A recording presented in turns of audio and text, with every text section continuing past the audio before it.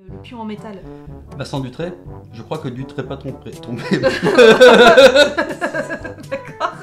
Alors la prochaine fois que tu essaieras de faire une vanne, tu la prépares à l'avance. Parce que c'était pas ça.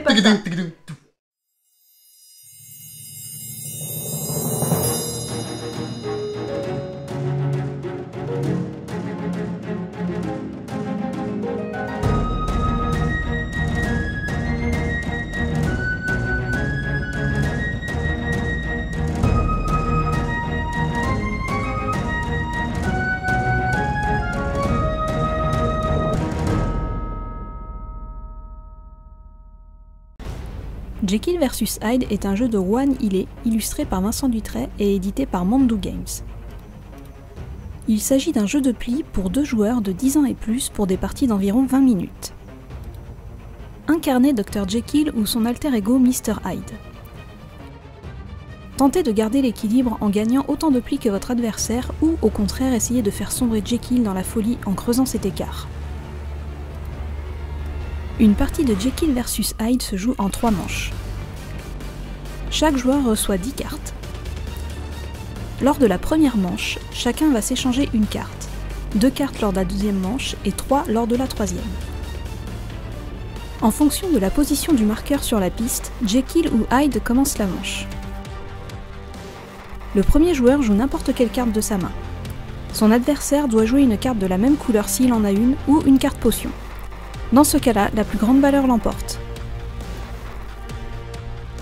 Si son adversaire n'a pas la couleur demandée, il joue une carte de n'importe quelle autre couleur ou une potion. Dans ce cas, c'est la couleur la plus forte qui l'emporte. Cet ordre de force des couleurs est déterminé en cours de manche. Si le premier joueur joue une potion, il doit alors annoncer une couleur. Son adversaire devra obligatoirement la jouer. S'il ne peut pas, il joue n'importe quelle autre carte de sa main. La force d'une couleur est déterminée par l'emplacement du jeton sur le plateau principal. En cours de manche, à chaque fois qu'une nouvelle couleur est jouée, son jeton viendra sur le premier emplacement libre le plus à gauche. Le jeton le plus à gauche est donc la couleur la plus faible et à droite la couleur la plus forte. Les cartes potions ont des effets qui vont dépendre de la couleur de la carte jouée par l'adversaire. Violet. Le vainqueur du pli vole un pli à son adversaire. Vert. Les joueurs s'échangent 2 cartes. Rouge. L'ordre des jetons sur le plateau est réinitialisé. Si les 2 joueurs jouent une carte potion, elles n'ont pas d'effet, seule la valeur compte. Une fois la manche terminée, les joueurs vont compter leurs plis respectifs. La différence entre ces 2 nombres indique de combien de cases avance le marqueur. Si ce dernier atteint la dernière case avant la fin de la 3e manche, Hyde gagne la partie. Retrouvons-nous tout de suite pour un tour de jeu.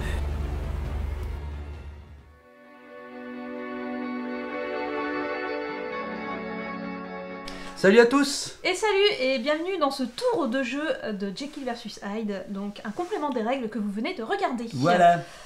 Alors du coup, on va commencer, première manche, on se draft une carte, deuxième manche, on se draftera 2 cartes, troisième manche, on se draftera 3 cartes. Tout comme elle. Voilà, donc là on va se drafter une carte, donc par exemple, en sachant que si vous avez 2 potions dans votre truc, vous êtes dans votre main, vous êtes obligé d'échanger au moins une potion. C'est ça. Et ce, à toutes les manches, c'est pareil. Voilà, donc moi je vais drafter celle-là, il va me drafter celle-là. Je joue Jekyll. Il joue Hyde. Mon but, ça va être de garder l'équilibre entre les plis. Son but à lui, ça va être de créer le déséquilibre entre les plis. Donc soit en la laissant gagner plus de plis que moi, ou soit en gagnant moi plus de plis que toi. Voilà, exactement. Voilà. Donc, premier cas de figure, imaginons... Alors, il s'agit d'un jeu de plis, hein, donc les jeux de plis, c'est assez simple à expliquer si vous connaissez. Imaginons que moi, par exemple, je joue une carte violette. Il existe 3 couleurs différentes.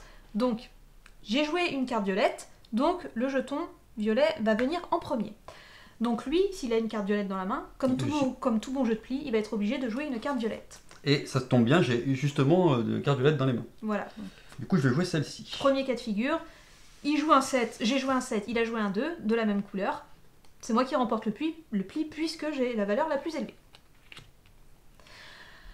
Ensuite, deuxième cas de figure, imaginons par exemple, moi je ne sais pas, que je joue le 5 rouge, donc n'oublions pas, il faut toujours mettre, dès qu'une nouvelle couleur est jouée, il faut toujours mettre le pion de la couleur associée. On expliquera après, même d'ailleurs tout de suite, en quoi ça consiste. Donc il n'a pas de carte rouge, il va jouer n'importe quelle couleur, autre que rouge. Voilà. Donc là, il s'avère qu'il a joué une autre couleur. Donc là, ce qu'on prend en compte maintenant, ce n'est plus la valeur des cartes, mais c'est les jetons qui sont ici.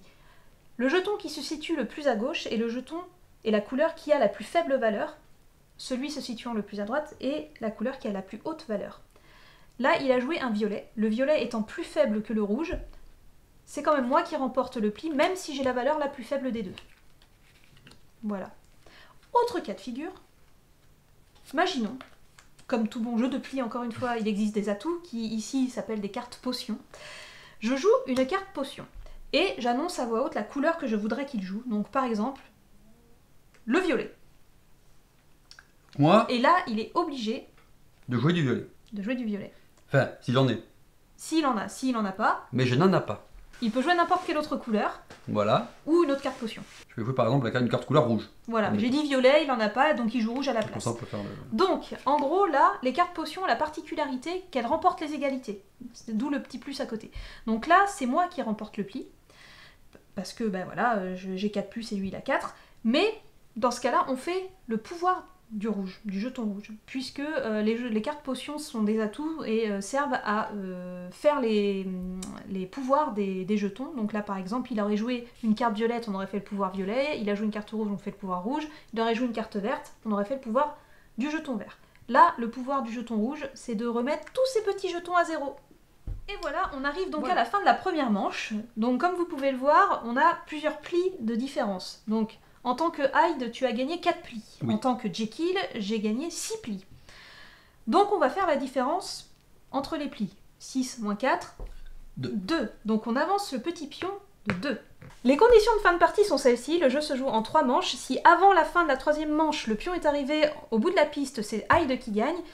Si au bout de la 3e manche, le pion n'est pas encore arrivé au bout de la piste, c'est Jekyll qui gagne. Donc vous savez tout sur Jekyll versus Hyde et on se retrouve tout de suite pour notre avis général.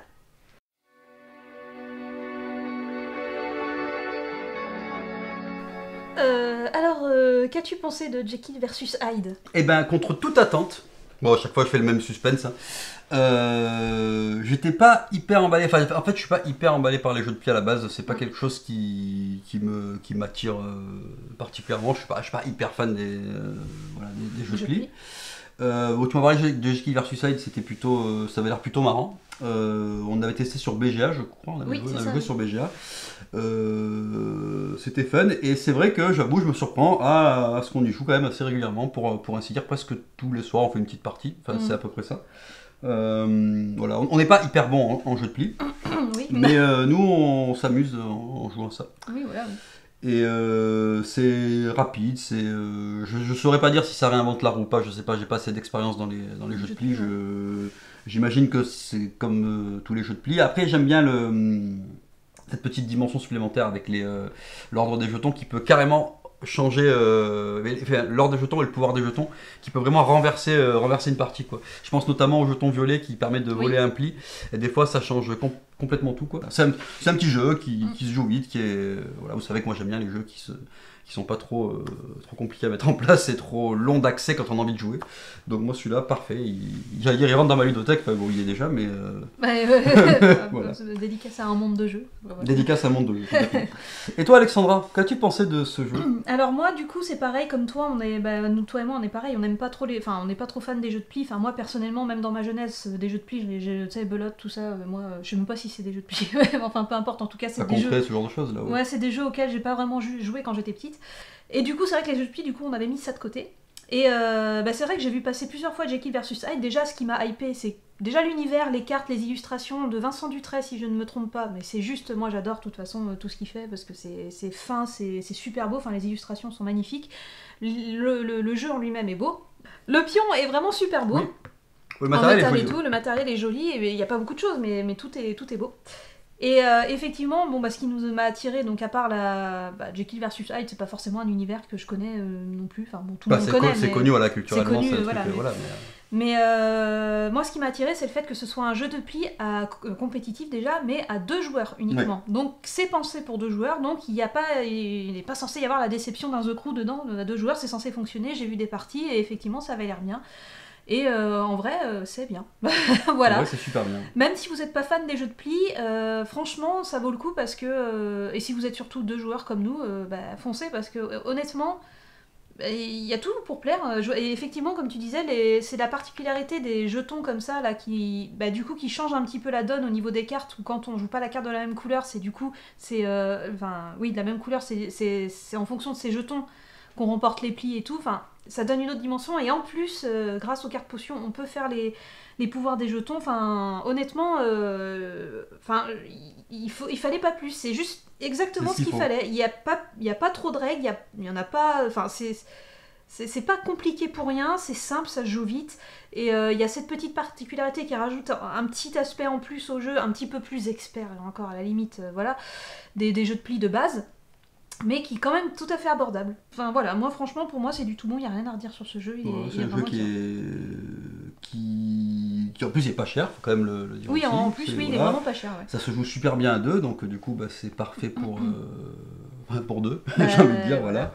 Donc voilà ce qu'on a pensé d'un avis général de Jekyll vs Hyde, en espérant que ça vous ait plu. N'hésitez pas à laisser des commentaires, voilà, à exposer votre avis aussi sur le jeu, et voilà, j'espère qu'on vous a donné envie d'y jouer, et du coup sur ce on vous dit à la prochaine, bientôt pour la prochaine pour vidéo. une autre vidéo.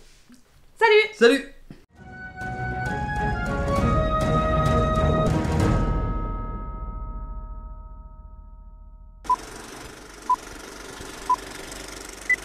Deuxième condition de fin de partie, si jamais... Je suis perdue. Voilà, donc alors, fin de la première manche. Donc alors, on est... Toi, tu as... Attends, je vais faire... Moi, je vais le dire, et après, toi, t'enchaînes sur les conditions de fin de partie, parce que là... Les conditions de fin de partie. Conditions de fin de partie, alors, il y a...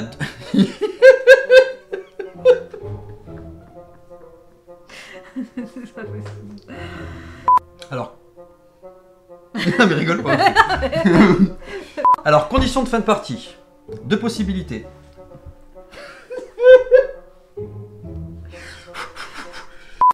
C'est parce que je pense à toi qui tombe.